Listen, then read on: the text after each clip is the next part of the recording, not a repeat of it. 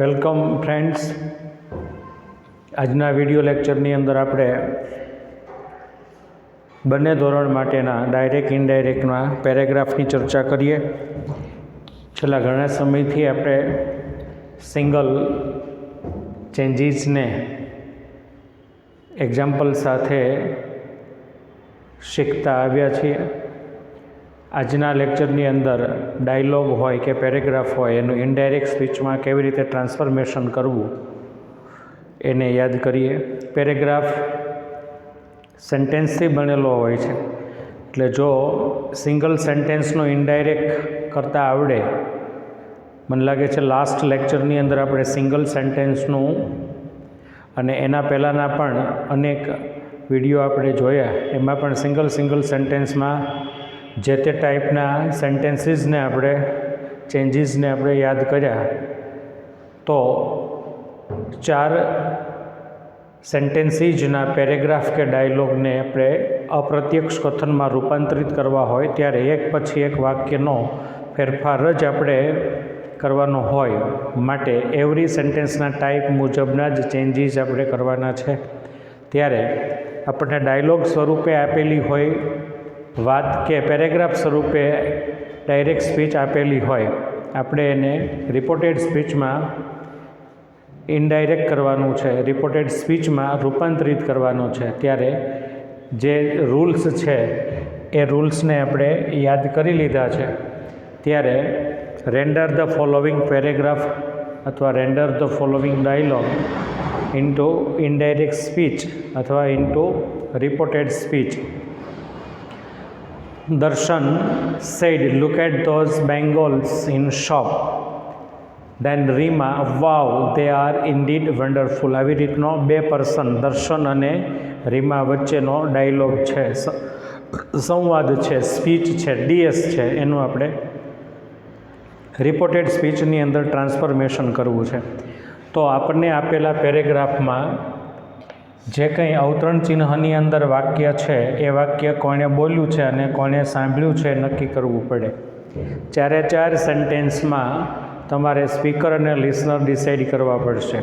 સૌથી પહેલી વાત કે જે કંઈ રૂલ્સ છે, ટેન્સ, પ્રોનાઉન, વર્ડ્સ અને ટાઈપ ઓફ સેન્ટેન્સના રૂલ્સ આપણને આવડતા હોવા જોઈએ, કમ્પલસરી આવડતા હોવા જોઈએ. એના માટે ખૂબ આપણે રિવિઝન અને કોન્સ્ટન્ટ વર્ક કરેલું હોય.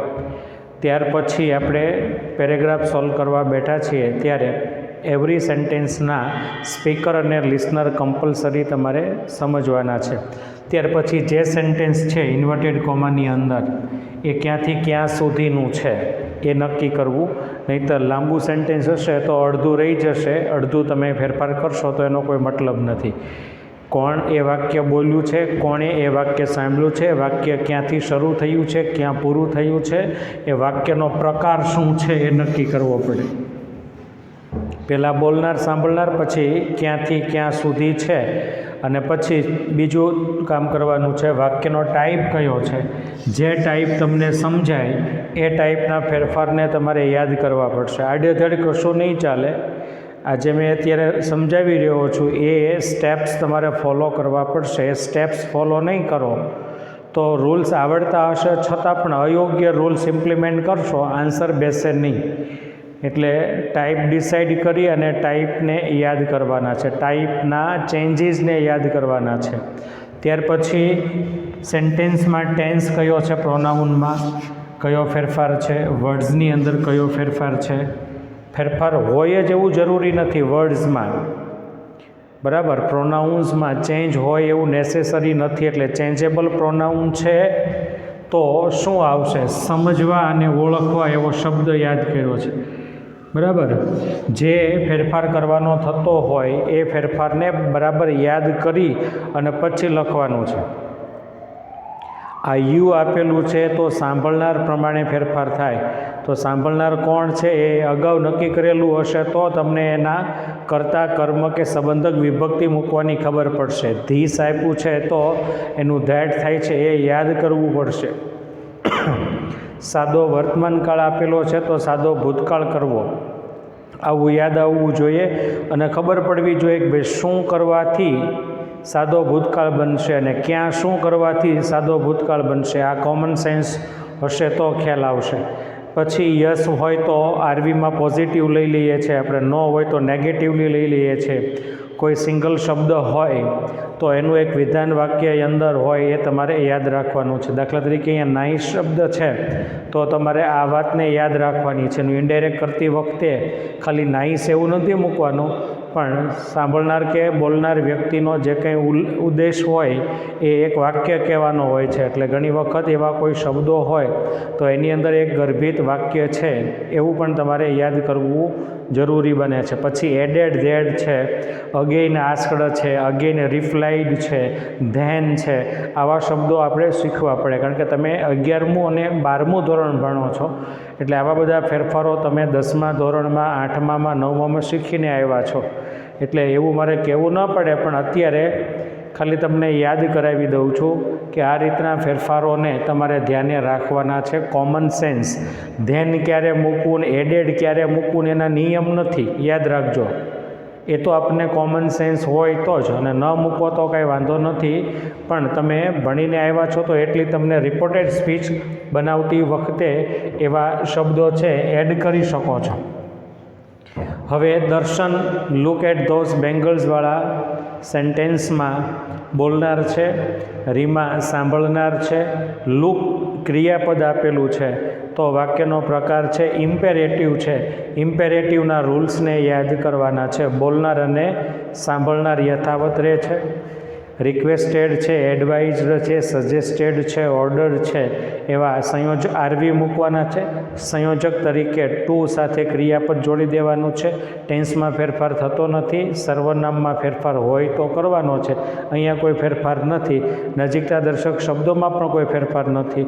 એટલે સીધો એનો આન્સર આપણે અહીંયા લખીએ છીએ, બોલનાર એઝ ઇટ ઇઝ. એટલે અહીંયા ધ્યાન આપશે બધાય જો ભણવા આવ્યા હોવ તો. દર્શન વખાણ કરવાની વાત છે એટલે અહીંયા આગળ look at those bangles in shop. Darshan advised એમ મૂકી શકાય, સજેસ્ટેડ પણ મૂકી શકાય, અને કાંઈ ન યાદ આવે તો ટોલ્ડ પણ મૂકવાનું છે. Suggested Reema, told Reema to look. હું લખી લઉં પછી તમે જોઈ શકો છો. ટુ લુક એટ, ધોઝનું ધોઝ જ રહેશે એટલે એ પણ તમને કોમન સેન્સ હશે. Those bangles in the shop. પછી આ શોપ પછી સીધું વાક્ય તમારે જોડી જ દેવાનું છે, પણ આપણે અહીંયા અલગ રાખીશું. સજેસ્ટેડ મૂક્યું, એડવાઇઝડ મૂકો, કાંઈ ન સમજાય તો ટોલ્ડ મૂકો. ટુ લુક ક્રિયાપદથી શરૂ થયું છે વાક્ય, ટુ લુક, ખાસ તમારે એ યાદ રાખવાનું છે. To look at those bangles. પછી wow, they are indeed wonderful. બોલનાર રીમા છે, સાંભળનાર દર્શન છે. એક્સક્લેમેન્ટરી વાક્ય છે. એક્સક્લેમેન્ટરીમાં એક્સક્લેમ્ડ વિથ જોય, સોરો. અહીંયા આગળ એડમિરેશન કરીશું, વિધાન બનાવવાનું છે. ઉદ્ગાર શબ્દને દૂર કરી દઈએ એટલે પછી વધતું વાક્ય વિધાન છે. ત્રીજા પુરુષનું સર્વનામ છે એટલે એનો ફેરફાર ન થાય.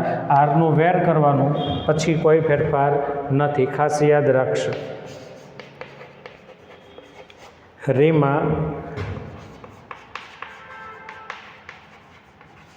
exclaimed with admiration. એડમિરેશન એટલે ફ્રેઝ, ફ્રેઝ એટલે વખાણ.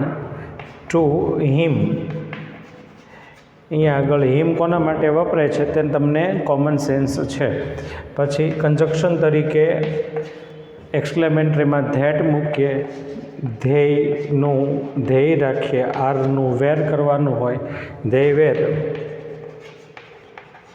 Indeed wonderful, full stop. ફરી પાછું સેન્ટેન્સ તમારી જાતે સમજી લેશો. Reema exclaimed with admiration to him that they were indeed wonderful. બંને સેન્ટેન્સ હજુ એકવાર મનમાં યાદ કરી લેવા ખૂબ જરૂરી છે. દર્શન લુકવાળું વાક્ય ઇમ્પેરેટિવ છે, ઇમ્પેરેટિવના ચેન્જીસ પ્રમાણે ફેરફાર કર્યા છે. રીમાવાળું વાક્ય એક્સક્લેમેટરી છે, એક્સક્લેમેટરી પર એમના ચેન્જીસ આપણે કરેલા છે. ધેન થર્ડ સેન્ટેન્સ ઉપર ધ્યાન આ બધા રાખીશું. દર્શન સેડ અને Reema listener, how would they look on my mom's hand. Interrogative sentence છે, બોલનાર સાંભળનાર એઝ ઇટ રહેશે, સંયોજક તરીકે આવનું હાવ રહેશે, પછી વિધાન બનાવવાનું એટલે વુડ ધેયનું ધેય વુડ થશે. ટેન્સમાં કોઈ ફેરફાર થતો નથી કારણ કે વુડનું વુડ જ રહેશે. માયની જગ્યાએ હિઝ મોમ્સ હેન્ડ એવું આવશે, માયની જગ્યાએ. એટલે આ ખાસ યાદ રાખીશું. અહીંયા આગળ તમે ધેન શબ્દ મૂકી શકો છો. ધેન દર્શન આસ્કડ હર, હું અહીંયા મૂકીશ. ધેન હી મૂકી શકાય, હી મૂકી શકાય. Then he asked Har how they would look on. દર્શન છે એટલે હિઝ મોમ, એપોસ્ટ્રોફી એસ છે એટલે મોમ્સ હેન્ડ. બહુવચન હોય તો હેન્ડ્સ લખવાનું છે અને પૂર્ણ વિરામ. ફરીવાર બોલી રહ્યો છું, આપ બધાએ આ અને આ સેન્ટેન્સ ઉપર ફોકસ કરવું. પ્રશ્ન વાક્ય છે, ઇન્ટ્રોગેટિવ સેન્ટેન્સ છે. Apply the rules of interrogative.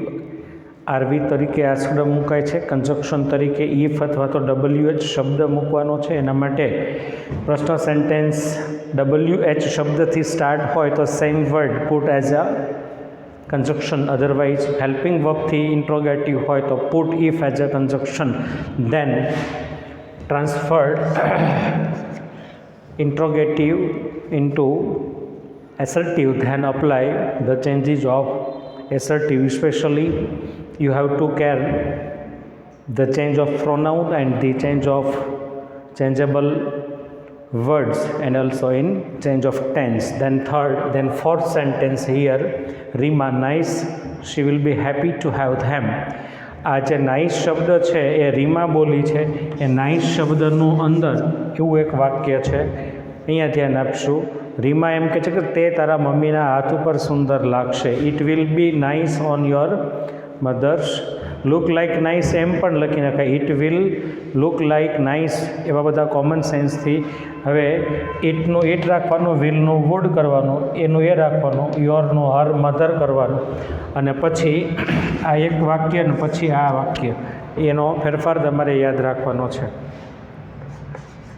Rima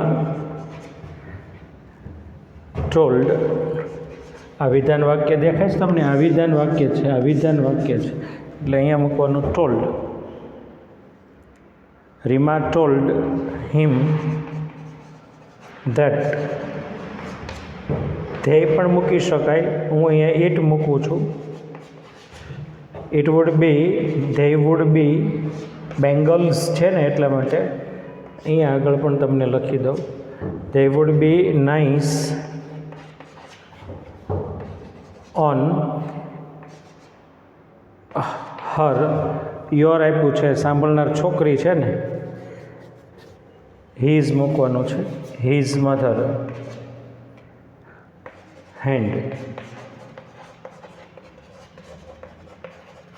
હવે નાઇસની અંદર they would be nice on your mother's હેન્ડનું ઇનડાયરેક્ટ કર્યા પછી she will be happy to have them. એની જ વ્યક્તિ, આ અને આ બંને સેમ વ્યક્તિ જ બોલે છે, સેમ વ્યક્તિ લિસન કરે છે. એટલે અહીંયા આગળ એન્ડ કેપિટલ, એન્ડ એડેડ, એટલે એ રીમાએ જ એડ કર્યું છે અને પહેલાં એ સાંભળ્યું છે એટલે એન્ડ એડેડ ધેટ. શીનું શી રાખવાનું છે, વિલનું અહીંયા આગળ વુડ કરવાનું છે. she would be happy, she would be happy to have them, હેવનું હેવ રહેશે, ટેન્સમાં અગાઉ ફેરફાર આપણે કરી નાખ્યો છે, ધેમમાં ફેરફાર થતો નથી. એટલે એકને એક વ્યક્તિએ બે વાક્ય બોલ્યા હોય એવું પણ તમારે ધ્યાનમાં લેવાનું છે. બરાબર. નાઇસની અંદર આવું એક વાક્ય છે, આ વાક્યનું ઇનડાયરેક્ટ કર્યું એટલે આ છે, પછી એની જ વ્યક્તિએ પાછું નાઇસ કહી અને બીજું સેન્ટેન્સ બોલી છે તો એ વિધાન વાક્ય છે. એટલે અહીંયા આગળ આપણે ધેટ મૂક્યું અને એન્ડ શી એડેડ હિમ એમ પણ કહી શકાય આપણે શોર્ટમાં.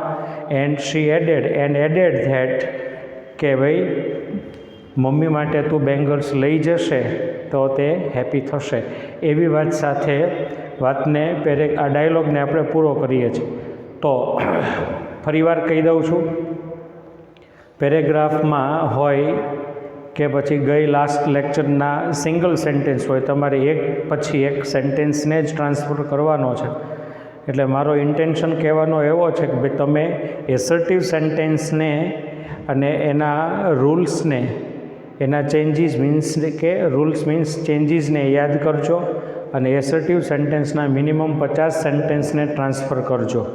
દરેકે દરેક વખતે બોલનાર સાંભળનાર ટેન્સ પ્રોનાઉન નક્કી કરવું. 7 વાક્યો છે એના 300-350 વાક્યો સોલ્વ કરો તો પછી તમને આ 4 માર્ક્સનો પરીક્ષામાં પૂછાવાનો પેરેગ્રાફમાં કોઈ પ્રોબ્લેમ પડવાનો નથી.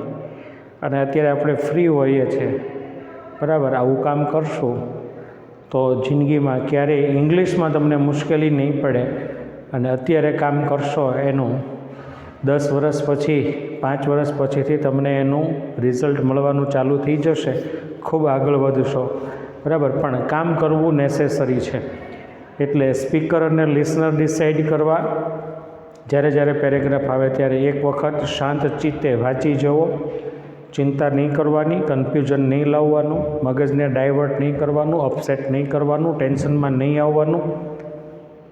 ખૂબ રિલેક્સેશન, પેશન્સ, ધીરજ રાખીને, કોન્ફિડન્સ રાખીને, તાકાત રાખીને, મનોબળ મજબૂત રાખીને વન ટાઈમ ડાયરેક્ટ સ્પીચના ડાયલોગ કે પેરેગ્રાફને રીડ કરવો. પછી પહેલાં સેન્ટેન્સ ઉપર ફોકસ કરવું, એનો સ્પીકર લિસનર ડિસાઇડ કરવો, વાક્યનો ટાઈપ નક્કી કરવો, વાક્યના ટાઈપ મુજબ ચેન્જીસને રિકોલ કરવા અને કોન્ફિડન્સ સાથે કે ભાઈ આ ઇન્ટ્રોગેટિવ જ છે, આ આજ્ઞાર્થ જ છે એ પ્રમાણે યાદ કરો. ત્યારે મિક્સઅપ ન થઈ જાય, તમારી મેમરી છે એ ઉદ્ગાર વાક્ય હોય અને આરવી આજ્ઞાર્થનું યાદ આવી જાય અને એ લખી નાખો અને ખોટું પડે, તમને એમ હોય કે મેં પ્રોપર લખ્યું છે. આવું 95% વિદ્યાર્થીઓને આવું થતું હોય છે. એટલે એવી ભૂલ ન થાય એ માટે મેં તમને આજે લગભગ 18-19 દિવસથી સતત એકનું એક કામ આપણે કરી રહ્યા છીએ, જે તમને પણ કદાચ જે રેગ્યુલર સ્ટડી કરે છે એવા મિત્રોને ખબર પણ હશે કે એક ટૉપિકની અંદર આપણે કેટલા સમયથી કેવી રીતે રજૂઆત કરી રહ્યા છીએ, રોજ કેટલી બધી ભલામણ આપીએ છીએ, સૂચના આપીએ છીએ, વિનંતી કરીએ છીએ, આગ્રહ રાખીએ છીએ. રોજ તમને બધી પરિસ્થિતિઓનું ભાન કરાવવામાં આવે કે ભાઈ ભણજો, નહીંતર કોઈ ભૂતકાળ, વર્તમાન કે ભવિષ્ય નહીં હોય. મિત્રો ધ્યાન રાખજો, બરાબર. તો આ રીતના ફેરફારો સાથે ખૂબ રિવિઝન કરવા, બરાબર. આપ બધાને વિનંતી છે. ધન્યવાદ.